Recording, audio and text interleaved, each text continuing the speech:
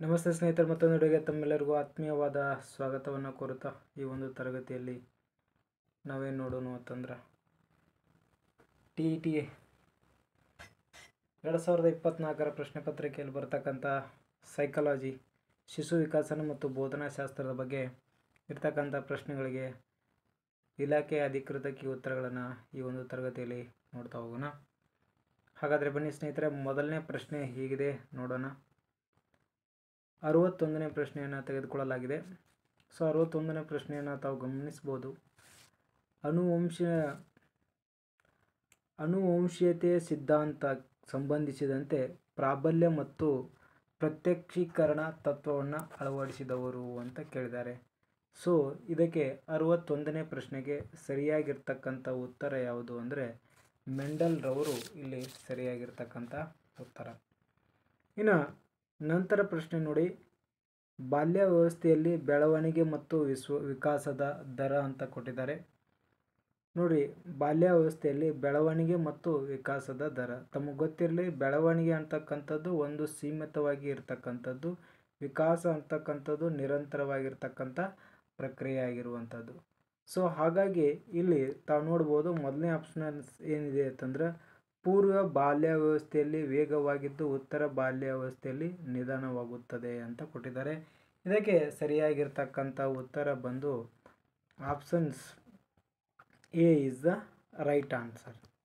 Options A is the right answer. Okay. ಇನ್ನು 63ನೇ ಪ್ರಶ್ನೆ ನೋಡ್ರಿ, ಏನು ಹೇಳುತ್ತೆ? ವಿಕಾಸಾತ್ಮಕ ಕಾರ್ಯಗಳಲ್ಲಿ ಸೂಕ್ತ ಲಿಂಗ ಪಾತ್ರಗಳ ಕಲಿಕೆಯ ಹಂತ ಯಾವುದು ಅಂತ ಕೇಳಿದ್ದಾರೆ. ವಿಕಾಸಾತ್ಮಕ ಕಾರ್ಯ ಮಾಡುವಂಥ ಸಂದರ್ಭಗಳಲ್ಲಿ ಯಾವ ಲಿಂಗ ಪಾತ್ರದಲ್ಲಿ ಕಲಿಕೆಯ ಹಂತ ಅಂತ ಕೊಟ್ಟಿದ್ದಾರೆ. ಇಲ್ಲಿ ನೋಡ್ಬೋದು ನೀವು 63ನೇ ಪ್ರಶ್ನೆಗೆ ಪೂರ್ವ ಬಾಲ್ಯಾವಸ್ಥೆ ಅಂತ ಕೊಟ್ಟಿದ್ದಾರೆ, ಉತ್ತರ ಬಾಲ್ಯಾವಸ್ಥೆ ಅಂತ ಕೊಟ್ಟಿದ್ದಾರೆ, ತಾರುಣ್ಯಾವಸ್ಥೆ ಅಂತ ಕೊಟ್ಟಿದ್ದಾರೆ, ಉತ್ತರ ತಾರುಣ್ಯಾವಸ್ಥೆ ಅಂತ ಕೊಟ್ಟಿದ್ದಾರೆ. ಇದಕ್ಕೆ ಸರಿಯಾಗಿರ್ತಕ್ಕಂಥ ಉತ್ತರ 63ಗೆ options 2 is the right answer. ಉತ್ತರ ಬಾಲ್ಯಾವಸ್ಥೆ ಇಲ್ಲಿ ಸರಿಯಾಗಿರುವಂಥದ್ದು. ಇನ್ನು ಕೆಳಗಿನವುಗಳಲ್ಲಿ ಯಾವುದು ಜ್ಞಾನಾತ್ಮಕ ಬೆಳವಣಿಗೆಯ ಅಂಶವಲ್ಲ ಅಂತ ಕೇಳಿದ್ದಾರೆ. ಜ್ಞಾನಾತ್ಮಕ ಬೆಳವಣಿಗೆಯ ಅಂಶವಲ್ಲ ಅಂತ ಕೊಟ್ಟಿದ್ದಾರೆ. ಸಂವೇದನೆ ಮತ್ತು ಗ್ರಹಿಕೆ, ಪರಿಕಲ್ಪನಾ ಬೆಳವಣಿಗೆ, ಭಾಷಾ ಬೆಳವಣಿಗೆ, ದೇಹದಾಢ್ಯತೆಯ ಪ್ರಮಾಣದಲ್ಲಿ ಬೆಳವಣಿಗೆ ಆಗುವಂಥದ್ದು. ಸೊ ಆದರೆ ಇಲ್ಲಿ ಸರಿಯಾಗಿರ್ತಕ್ಕಂಥ ಅಂಶ ಯಾವುದು ಅಂತಂದ್ರೆ ದೇಹದಾಢ್ಯತೆ ಪ್ರಮಾಣದಲ್ಲಿ ಬದಲಾವಣೆ ಅಂತ ಕೊಟ್ಟಿದ್ದಾರೆ. ಸೊ ಇಲ್ಲಿ ಸರಿ ಉತ್ತರ ಯಾವುದು ಅಂತಂದ್ರೆ ಇದು ಸರಿ ಇದೆ, ಇದು ಸರಿ ಇದೆ, ಇದು ಸರಿ ಇದೆ. ಯಾವ ಅಂಶ ಅಲ್ಲ ಅಂದರೆ 4ನೇ ಅಂಶ ಅಲ್ಲ. ಇನ್ನು 65ನೇ ಪ್ರಶ್ನೆ ನೋಡ್ರಿ, ಜೀವನದ ಯಶಸ್ವಿಗೆ ಪೂರಕವಾಗಿ ಬುದ್ಧಿಶಕ್ತಿ ಸೂಚ್ಯಂಕ IQ ಮತ್ತು ಭಾವನಾತ್ಮಕ ಸೂಚ್ಯಂಕ EQಗಳಿರುವ ಸಂಬಂಧ ಅಂತ ಕೇಳಿದ್ದಾರೆ. 65ನೇ ಪ್ರಶ್ನೆ ಏನು ಸಂಬಂಧ ಇದೆ ರೀ? ಇಲ್ಲಿ ಸರಿಯಾಗಿರ್ತಕ್ಕಂಥ ಉತ್ತರವನ್ನು ನಾವು ನೋಡೋದಾದರೆ ನೋಡ್ರಿ, ಭಾವನಾತ್ಮಕ ಸೂಚ್ಯಂಕ EQ ಬುದ್ಧಿಶಕ್ತಿ ಸೂಚ್ಯಂಕ IQಕ್ಕಿಂತ ಮಹತ್ವವಾದದ್ದು ಅಂತಕ್ಕಂಥದ್ದು ಇಲ್ಲಿ ಸರಿಯಾಗಿರ್ತಕ್ಕಂಥ ಉತ್ತರವನ್ನು ನೀಡಲಾಗಿದೆ. ಇನ್ನು ನಂತರ ನೋಡ್ರಿ 66ನೇ ಪ್ರಶ್ನೆ, ಥಾರ್ನ್ಡೈಕ್ ರವರ ಕಲಿಕೆಯ ನಿಯಮಗಳಲ್ಲಿ ಉಪಯೋಗ ಮತ್ತು ಅನುಪಯೋಗದ ನಿಯಮ ಸಂಬಂಧಿಸಿರುವುದು ಯಾವುದಕ್ಕೆ ಅಂತ ಕೇಳಿದ್ದಾರೆ. ಏನು ಸಿದ್ಧತಾ ನಿಯಮಕ್ಕಿದೆಯೋ, ಅಭ್ಯಾಸ ನಿಯಮಕ್ಕಿದೆಯೋ, ಅಥವಾ ಪರಿಣಾಮ ನಿಯಮಕ ಇದೆಯೋ, ಅಥವಾ ಸಂಯೋಜನೆಯ ನಿಯಮಕ್ಕಿದೆ ಅಂತ ಕೇಳಿದ್ದಾರೆ. ಇದಕ್ಕೆ ಸರಿಯಾಗಿರ್ತಕ್ಕಂಥ ಉತ್ತರ ಸ್ನೇಹಿತರೆ ಅಭ್ಯಾಸ ನಿಯಮ ಅಂತಕ್ಕಂಥದ್ದು ಇಲ್ಲಿ ಸರಿಯಾಗಿರುವಂಥದ್ದು. ಇನ್ನು 67ನೇ ಪ್ರಶ್ನೆ ನೋಡಿ, ಕ್ರಮಾನುಗತ ಬೋಧನೆಯು ಇದರ ಕೊಡುಗೆಯಾಗಿದೆ. ಕ್ರಮಾನುಗತ ಬೋಧನೆಯು ಇದರ ಕೊಡುಗೆಯಾಗಿದೆ ಅಂತ ಕೊಟ್ಟಿದ್ದಾರೆ. ಸಾಂಪ್ರದಾಯಿಕ ಅನುಬಂಧ ಕಲಿಕೆ, ಕ್ರಿಯಾಜನ್ಯ ಅನುಬಂಧ ಕಲಿಕೆ, ಒಳನೋಟ ಕಲಿಕೆ, ಸಾಮಾಜಿಕ ಕಲಿಕೆ. 67ಕ್ಕೆ ಸರಿಯಾಗಿರ್ತಕ್ಕಂಥ ಉತ್ತರ ಬಂದು ಕ್ರಿಯಾಜನ್ಯ ಅನುಬಂಧ ಕಲಿಕೆಯಲ್ಲಿ ಸರಿಯಾಗಿರುವಂಥದ್ದು.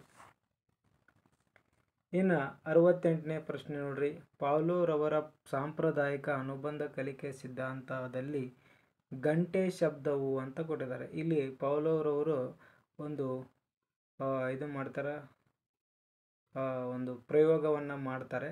ಆ ಪ್ರಯೋಗದ ಪ್ರಶ್ನೆ ಇಲ್ಲಿ ಬಂದಿರುವಂಥದ್ದು.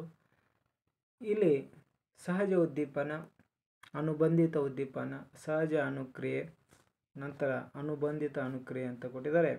ಇದಕ್ಕೆ ಸರಿಯಾಗಿರ್ತಕ್ಕಂಥ ಉತ್ತರ ಅನುಬಂಧಿತ ಉದ್ದೀಪನ ಅಂತಕ್ಕಂಥದ್ದು. ಅದು ಬೆಲ್ ಬಾರಿಸಿದ ತಕ್ಷಣ ಅವ್ರಿಗೇನಾಗುತ್ತೆ, ಊಟ ಕೊಡ್ತಾರೆ ಅಂತ ಅವರಿಗೆ ರೂಢಿಯಾಗುವಂಥದ್ದು. ಓಕೆ.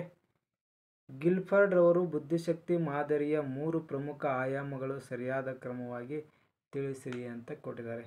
ಇಲ್ಲಿ ಸರಿಯಾಗಿರ್ತಕ್ಕಂಥ ಆಯಾಮಗಳು ಯಾವುವು ಅಂತಂದ್ರೆ ವಿಷಯ ವಸ್ತುಗಳು, ಕ್ರಿಯೆಗಳು ಮತ್ತು ಉತ್ಪನ್ನಗಳು ಅಂತಕ್ಕಂಥದ್ದು ಇಲ್ಲಿ ಸರಿಯಾಗಿರುವಂಥದ್ದು. 69. ಇನ್ನು 17 ನೋಡ್ರಿ. ರೆವನ್ಸ್ ಪ್ರೋಗ್ರೆಸಿವ್ ಮ್ಯಾಟ್ರಿಸಿಸ್ ಪರೀಕ್ಷೆಯು ಅಂತ ಕೊಟ್ಟಿದ್ದಾರೆ. 70ನೇ ಪ್ರಶ್ನೆಗೆ ಇಲ್ಲಿ ಸರಿಯಾಗಿರ್ತಕ್ಕಂಥ ಉತ್ತರವನ್ನು ಹುಡುಕೋಕ್ಕಿಂತ ಮುಂಚಿತವಾಗಿ ಇಲ್ಲಿ ಏನೇನು ಆಪ್ಷನ್ಸ್ ಇದೆ ಅನ್ನೋ ನೋಡೋಣ. ವ್ಯಕ್ತಿತ್ವ ಪರೀಕ್ಷೆ, ಸೃಜನಾತ್ಮಕ ಪರೀಕ್ಷೆ, ಮನೋಧೋರಣೆ ಪರೀಕ್ಷೆ, ಬುದ್ಧಿ ಶಕ್ತಿ ಪರೀಕ್ಷೆ. ಸೊ ಇಲ್ಲಿ ಸರಿಯಾಗಿರ್ತಕ್ಕಂಥ ಉತ್ತರ ಯಾವುದು ಅಂದರೆ ಬುದ್ಧಿಶಕ್ತಿ ಪರೀಕ್ಷೆ ಇಸ್ ದ ರೈಟ್ ಆನ್ಸರ್. ಯಾವುದ್ರಿ? ಬುದ್ಧಿಶಕ್ತಿ ಪರೀಕ್ಷೆ ಅಂತಕ್ಕಂಥದ್ದು ಇಲ್ಲಿ ಸರಿ ಇರ್ತಕ್ಕಂಥ ಉತ್ತರ. ಓಕೆ.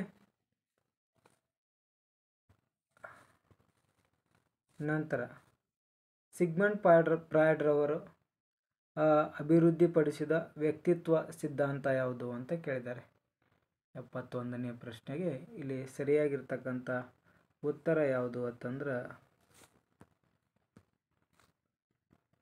ಮನೋವಿಶ್ಲೇಷಣಾತ್ಮಕ ಸಿದ್ಧಾಂತ. ಸಿಗ್ಮಂಡ್ ಫ್ರಾಯ್ಡ್ ರವರ ಏನಾಗುತ್ತೆ ಸಿದ್ಧಾಂತ ಇಲ್ಲಿ ಸರಿಯಾಗಿರುವಂಥದ್ದು. ಓಕೆ. 72ನೇ ಪ್ರಶ್ನೆ ನೋಡ್ರಿ. ರಾಬರ್ಟ್ ಎಂ ಗ್ಯಾಗ್ನೆರ್ ಅವರು ಕಲಿಕೆಯ ವರ್ಗೀಕರಣದಲ್ಲಿ 8ನೇ ಕಲಿಕೆ ಅಂತ ಕೊಟ್ಟಿದ್ದಾರೆ. 72ನೇ ಪ್ರಶ್ನೆ. 72ನೇ ಪ್ರಶ್ನೆಗೆ ಇಲ್ಲಿ ಸರಿಯಾಗಿರ್ತಕ್ಕಂಥ ಉತ್ತರ ನೋಡ್ರಿ ಸಮಸ್ಯಾ ಪರಿಹಾರ ಕಲಿಕೆ ಅಂತಕ್ಕಂಥದ್ದು ಇಲ್ಲಿ ಸರಿಯಾಗಿರುವಂಥದ್ದು. ಇಲ್ಲಿ ಪರಿಕಲ್ಪನಾ ಕಲಿಕೆ ಇದೆ, ಶಾಬ್ದಿಕ ಸಹಚರ್ಯ ಕಲಿಕೆ ಇದೆ, ಉದ್ದೀಪನ ಅನುಕ್ರಿಯೆ ಕಲಿಕೆ ಇದೆ. ರಾಬರ್ಟ್ ಎಂ ಗ್ಯಾಗ್ನೆರ್ ಅವರ ಕಲಿಕಾ ವರ್ಗೀಕರಣ ಸಮಸ್ಯೆ ಪರಿಹಾರ ಕಲಿಕೆ. ಇನ್ನು ವೇಗವರ್ಧನೆ ಶೈಕ್ಷಣಿಕ ಅವಕಾಶಗಳ ಮಕ್ಕಳಿಗೆ ಸಂಬಂಧಿಸಿದೆ ಅಂತ ಕೊಟ್ಟಿದ್ದಾರೆ. ವೇಗವರ್ಧನೆಯು ಶೈಕ್ಷಣಿಕ ಅವಕಾಶಗಳು ಈ ಮಕ್ಕಳಿಗೆ ಸಂಬಂಧಿಸಿದೆ ಅಂತ ಕೊಟ್ಟಿದ್ದಾರೆ.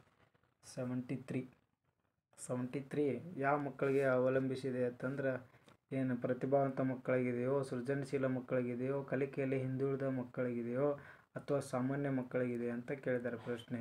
ಇಲ್ಲಿ ಸರಿಯಾಗಿರ್ತಕ್ಕಂಥ ಉತ್ತರ ಬಂದು ಪ್ರತಿಭಾವಂತ ಮಕ್ಕಳು. ಇಲ್ಲೇನಾಗುತ್ತೆ ವೇಗವರ್ಧನೆ ಶೈಕ್ಷಣಿಕ ಅವಕಾಶಗಳ ಮಕ್ಕಳಿಗೆ ಸಂಬಂಧಿಸಿದ್ದು.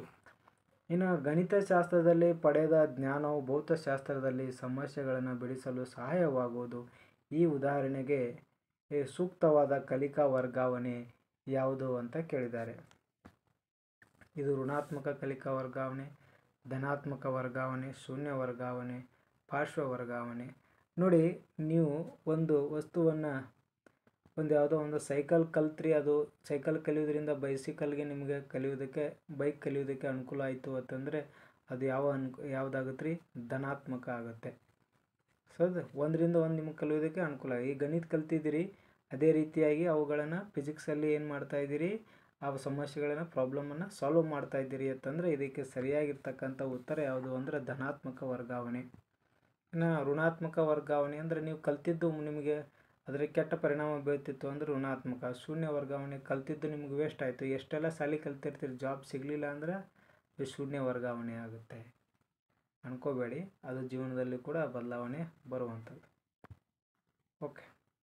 ಇನ್ನು ಅಕ್ಷರಗಳ ರಚನೆಯಲ್ಲಿ ವ್ಯತ್ಯಾಸ ಮತ್ತು ಅಸಮಂಜಸ, ಅಂತರ ಮತ್ತು ಅನಿಯಮಿತ ಜೋಡಣೆಯು ಕೆಳಗಿನ ಯಾವ ಕಲಿಕಾ ನ್ಯೂನತೆಗೆ ಲಕ್ಷಣವಾಗಿದೆ ಅಂತ ಕೇಳಿದ್ದಾರೆ.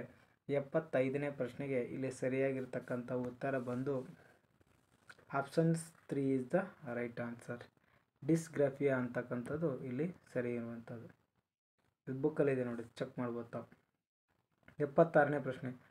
ಕೌಶಲ್ಯವು ತನ್ನ ಅತ್ಯುತ್ತಮ ಮಟ್ಟದ ಪ್ರಾಮಾಣಿಕತೆಯನ್ನು ಸಾಧಿಸಿ ಒಂದು ಕಾರ್ಯವನ್ನು ಸ್ವಯಂಚಾಲಿತವಾಗಿ ಮತ್ತು ನಿರಂತಕವಾಗಿ ನಿರ್ವಹಿಸುವ ಮನೋಜನ್ಯ ವಲಯದ ಹಂತ ಯಾವುದು ಅಂತ ಕೇಳಿದ್ದಾರೆ. ಇದಕ್ಕೆ ಸರಿಯಾಗಿರ್ತಕ್ಕಂಥ ಹಂತ ಯಾವುದು ಅಂತಂದ್ರೆ ಸ್ವಾಭಾವೀಕರಣ ಅಂತಕ್ಕಂಥದ್ದು ಇಲ್ಲಿ ಸರಿಯಾಗಿರ್ತಕ್ಕಂಥ ಉತ್ತರ. ಅನುಕರಣೆ, ನಿಖರತೆ ಮತ್ತು ಕೈಚಳಕ ಅಂತಕ್ಕಂಥದ್ದು ಇವು ರಾಂಗ್ ಆನ್ಸರ್ ಇರುವುದು. ಇನ್ನು ಬ್ಲೂಮನ್ನ ಮನೋಜನ್ಯ ವಲಯವು ಈ ಕೆಳಗಿನ ಯಾವ ಸಾಮರ್ಥ್ಯವನ್ನು ಒಳಗೊಂಡಿದೆ ಅಂತ ಕೇಳಿದ್ದಾರೆ. ಯಾವ ಸಾಮರ್ಥ್ಯ ಒಳಗೊಂಡಿದೆ ರೀ? ಏನು ಬೌದ್ಧಿಕ ಸಾಮರ್ಥ್ಯನೋ ಅಥವಾ ದೈಹಿಕ ಮತ್ತು ಕೈಚಳಕ ಕೌಶಲ್ಯನೋ, ಮನೋಧೋರಣೆ, ಮೌಲ್ಯ ಮತ್ತು ಆಸಕ್ತಿಗಳನ್ನು, ಏನು ಸೃಜನಾತ್ಮಕ ಸಾಮರ್ಥ್ಯನೋ ಯಾವುದು ಹೊಂದಿದೆ ಅಂತಂದ್ರೆ ಇಲ್ಲಿ ಸರಿಯಾಗಿರ್ತಕ್ಕಂಥ ಉತ್ತರ ಬಂದು ಇಲ್ಲಿ ಸರಿ ಇರುವಂಥ ಉತ್ತರ ಬಂದು options 2 is the right answer. ದೈಹಿಕ ಮತ್ತು ಕೈಚಳಕದ ಕೌಶಲ್ಯ. ಇನ್ನು 78ನೇ ಪ್ರಶ್ನೆ ನೋಡಿ. ವಿದ್ಯಾರ್ಥಿಯು ಜ್ಞಾನ, ತಿಳುವಳಿಕೆ, ಅನ್ವಯ, ಕೌಶಲ್ಯ ಮುಂತಾದ ಕ್ಷೇತ್ರಗಳಲ್ಲಿ ಉಂಟಾಗುವ ಬದಲಾವಣೆಯನ್ನು ಅಳೆಯುವ ಪರೀಕ್ಷೆ ಯಾವುದು ಅಂತ ಕೇಳಿದ್ದಾರೆ. 78ನೇ ಪ್ರಶ್ನೆಗೆ ಏನು ಸಾಧನಾ ಪರೀಕ್ಷೆಯೋ, ನೈದಾನಿಕ ಪರೀಕ್ಷೆಯೋ, ಪೂರ್ವ ಸೂಚಕ ಪರೀಕ್ಷೆಯೋ, ಇನ್ನು ಕಾರ್ಯನಿರ್ವಹಣಾ ಪರೀಕ್ಷೆಯೋ ಅಂತ ಕೇಳಿದರೆ ಇದಕ್ಕೆ ಸರಿಯಾಗಿರ್ತಕ್ಕಂಥ ಉತ್ತರ ಯಾವುದು ಅಂತಂದ್ರೆ ಸಾಧನಾ ಪರೀಕ್ಷೆಯಲ್ಲಿ ಸರಿ ಇರುವಂಥದ್ದು. ಇನ್ನು ಈ ಕೆಳಗಿನವುಗಳಲ್ಲಿ ಅನ್ವಯಿಕ ಸಂಬಂಧಪಟ್ಟ ವರ್ತನಾ ಫಲಕವನ್ನು ಒಳಗೊಂಡಿರುವ ವಾಕ್ಯ ಯಾವುದು ಅಂತ ಕೇಳಿದ್ದಾರೆ. 79ನೇ ಪ್ರಶ್ನೆಗೆ ಇಲ್ಲಿ ಸರಿಯಾಗಿರ್ತಕ್ಕಂಥ ಉತ್ತರ ಬಂದು ವಿದ್ಯಾರ್ಥಿಗಳ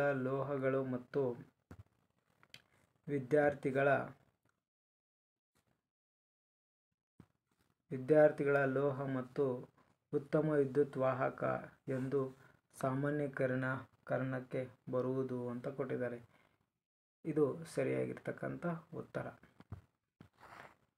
ನೋಡ್ರಿ, ಸಾಮಾನ್ಯ ಮಕ್ಕಳ ಬುದ್ಧಿಶಕ್ತಿ IQ-ವನ್ನು ಸೂಚ್ಯಂಕದ ವ್ಯಾಪ್ತಿ ಎಷ್ಟು ಅಂತ, ಸಾಮಾನ್ಯ ಮಕ್ಕಳ IQ ಎಷ್ಟಿರ್ತತಿ ಅಂತ ಕೇಳಿರುವಂಥದ್ದು. 80ನೇ ಪ್ರಶ್ನೆಗೆ ಇಲ್ಲಿ ಸರಿಯಾಗಿರ್ತಕ್ಕಂಥ ಉತ್ತರ ಸಾಮಾನ್ಯ ವಿದ್ಯಾರ್ಥಿಗಳಿಗೆ ಇರ್ತಕ್ಕಂಥ ಬುದ್ಧಿಮಟ್ಟ ಅಥವಾ IQ ಎಷ್ಟು ಅಂತಂದ್ರೆ 90ರಿಂದ 110. ಇನ್ನು ಒಳನೋಟ ಕಲಿಕೆಯು ಯಾವ ಬೋಧನಾ ಸೂತ್ರಕ್ಕೆ ಉತ್ತಮ ಉದಾಹರಣೆ ಆಗಿದೆ? ನೋಡ್ರಿ, ಒಳನೋಟ ಕಲಿಕೆಯು ಯಾವ ಬೋಧನಾ ಸೂತ್ರಕ್ಕೆ ಉತ್ತಮ ಉದಾಹರಣೆಯಾಗಿದೆ ಅಂತಂದ್ರೆ ಇದು ಇಡಿಯಿಂದ ಬಿಡಿವರೆಗೆ ಇರ್ತಕ್ಕಂಥದ್ದು ಇದು ಉತ್ತರವಾಗಿರುವಂಥದ್ದು. ಇಡಿಯಿಂದ ಬಿಡಿವರೆಗೆ ಕಲಿಯುವಂಥದ್ದು. ಪಾಠ ಯೋಜನೆಯು ಅಂತ ಕೊಟ್ಟಿದ್ದಾರೆ. 82ನೇ ಪ್ರಶ್ನೆ. ಪಾಠ ಯೋಜನೆಯು ಏನಪ್ಪ ಇದು? ಪಾಠ ಯೋಜನೆ ಅಂತಕ್ಕಂಥದ್ದು ನೋಡಿ, ಪಾಠ ಯೋಜನೆಯನ್ನು ಬೋಧನೆಯ ಕ್ರಿಯೆ ಪೂರ್ವ ಹಂತ, ಬೋಧನೆ ಮಾಡೋಕ್ಕಿಂತ ಮುಂಚಿತವಾಗಿರ್ತಕ್ಕಂಥ ಹಂತ ಯಾವುದು ಅಂತಂದ್ರೆ ಕ್ರಿಯಾಪೂರ್ವ ಹಂತ ಪಾಠ ಯೋಜನೆ. ಇನ್ನು 83ನೇ ಪ್ರಶ್ನೆ ನೋಡ್ರಿ. ಪುನರ್ಬಲನ ಕೌಶಲ್ಯದಲ್ಲಿ ಚಪ್ಪಾಳೆ ಹೊಡೆಯುವುದು ಈ ಕೆಳಗಿನ ಯಾವ ಪುನರ್ಬಲನಕ್ಕೆ ಉದಾಹರಣೆಯಾಗಿದೆ ಅಂತ ಕೇಳಿದ್ದಾರೆ. 83ನೇ ಪ್ರಶ್ನೆ. 83ನೇ ಪ್ರಶ್ನೆಗೆ ಸರಿಯಾಗಿರ್ತಕ್ಕಂಥ ಉತ್ತರ ಯಾವುದು ಅಂತಂದ್ರೆ ಋಣಾತ್ಮಕ ಅಥವಾ ಅಶಾಬ್ದಿಕ ಪುನರ್ಬಲನ ಅಂತಕ್ಕಂಥದ್ದು ಇಲ್ಲಿ ಸರಿಯಾಗಿರ್ತಕ್ಕಂಥ ಉತ್ತರ.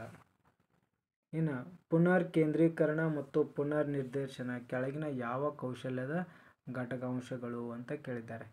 84ನೇ ಪ್ರಶ್ನೆಗೆ ಇಲ್ಲಿ ಸರಿಯಾಗಿರ್ತಕ್ಕಂಥ ಉತ್ತರವನ್ನು ನೋಡೋದಾದರೆ ಇಲ್ಲಿ ಪೀಠಿಕಾ ಕೌಶಲ್ಯ, ಶೋಧನಾತ್ಮಕ ಪ್ರಶ್ನೆಗಳನ್ನು ಕೇಳುವ ಕೌಶಲ್ಯ, ವಿವರಣಾ ಕೌಶಲ್ಯ, ಉದ್ದೀಪನ ಬದಲಾವಣೆ ಕೌಶಲ್ಯ ಅಂತ ಇದೆ. ಇಲ್ಲಿ ಸರಿಯಾಗಿರ್ತಕ್ಕಂಥದ್ದು ಯಾವುದು ಅಂತಂದ್ರೆ ಶೋಧನಾತ್ಮಕ ಪ್ರಶ್ನೆಗಳನ್ನು ಕೇಳುವಂಥ ಕೌಶಲ್ಯ. ವ್ಯಕ್ತಿಯು ಬಾಹ್ಯ ವರ್ತನೆಯನ್ನು ಅಳೆಯಲು ಉಪಯೋಗಿಸುವ ಮೌಲ್ಯಮಾಪನ ತಂತ್ರ ಯಾವುದು ಅಂತ ಕೇಳಿದ್ದಾರೆ. ಇನ್ನು ಸಂದರ್ಶನ ತಂತ್ರನೋ, ಸಮಾಜ ಮಿತಿ ತಂತ್ರನೋ, ವೀಕ್ಷಣಾ ತಂತ್ರನೋ ಅಥವಾ ಪರೀಕ್ಷಣಾ ತಂತ್ರನೋ ಅಂತ ಕೇಳಿದ್ದಾರೆ.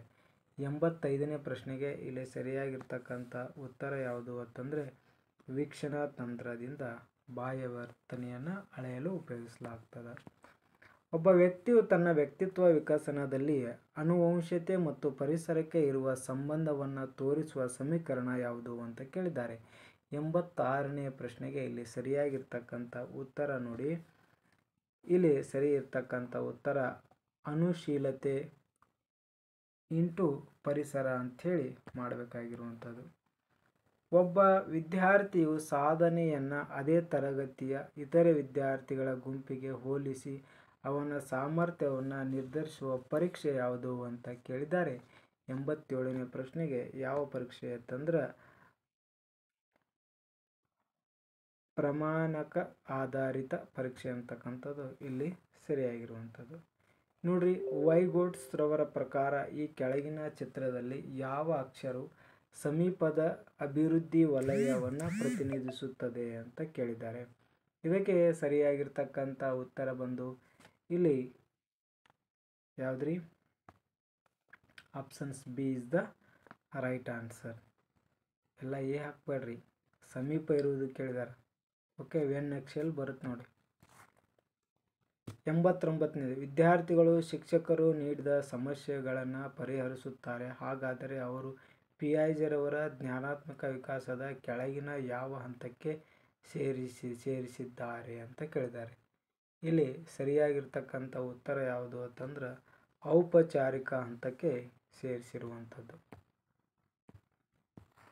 ಬೆಳವಣಿಗೆ ಮತ್ತು ವಿಕಾಸಕ್ಕೆ ಸಂಬಂಧಿಸಿದಂತೆ ತಪ್ಪಾದ ಹೇಳಿಕೆಗಳನ್ನು ಗುರುತಿಸಿ ಅಂತ ಕೊಟ್ಟಿದ್ದಾರೆ. ತಪ್ಪಾದ ಹೇಳಿಕೆ ಯಾವುದು ಅಂತ ಕೇಳಿದ್ದಾರೆ. ಬೆಳವಣಿಗೆಯು ಒಂದು ವಿಕಾಸದ ಭಾಗ, ವಿಕಾಸವು ಬೆಳವಣಿಗೆಯ ಭಾಗ, ಬೆಳವಣಿಗೆ ನಿರಂತರವಾದುದು ಆದರೆ ವಿಕಾಸ ನಿರಂತರವಾದದ್ದಲ್ಲ, ಬೆಳವಣಿಗೆ ನಿರಂತರವಾದುದು ಆದರೆ ವಿಕಾಸ ನಿರಂತರವಾದದ್ದು, ಬೆಳವಣಿಗೆ ನಿರಂತರವಾದದ್ದಲ್ಲ ಆದರೆ ವಿಕಾಸ ನಿರಂತರವಾದದ್ದು ಅಂತ ಕೊಟ್ಟಿದ್ದಾರೆ. ಇಲ್ಲಿ ಸರಿಯಾಗಿರ್ತಕ್ಕಂಥ ಉತ್ತರ ಬಂದು options 3 is the right answer. Options 3 is the right answer ಅಂತ ಹೇಳ್ಬೋದು. ಸೊ ಓಕೆ ಸ್ನೇಹಿತರೆ, ಇಲ್ಲಿವರೆಗೂ ನೀವು ಸೈಕಾಲಜಿಯ ಶಿಶು ಮನೋವಿಜ್ಞಾನಕ್ಕೆ ಬಂದಿರತಕ್ಕಂಥ ಎಲ್ಲ ಪ್ರಶ್ನೆಗಳನ್ನು ನಾವು ಈ ಒಂದು ತರಗತಿಯಲ್ಲಿ ನೋಡಿದ್ವಿ. ಇನ್ನೂ ಹೆಚ್ಚಿನ ಸೈಕಾಲಜಿ ವಿಡಿಯೋಗಳು ಬೇಕಾಗಿದ್ರೆ ಅಂದರೆ ಕಮೆಂಟ್ ಮಾಡಿರಿ ಮತ್ತು ನಮ್ಮ ವಿಡಿಯೋನ ಶೇರ್ ಮಾಡಿ, ನಮ್ಮ ಚಾನಲ್ನ ಸಬ್ಸ್ಕ್ರೈಬ್ ಮಾಡಿ ಅಂತ ತಮ್ಮಲ್ಲಿ ಕೇಳ್ಕೊಳ್ತಾ ಈ ವಿಡಿಯೋನ ಇಲ್ಲಿ ಮುಗಿಸ್ತಾ ಇದ್ದೀನಿ. ನಮಸ್ಕಾರ.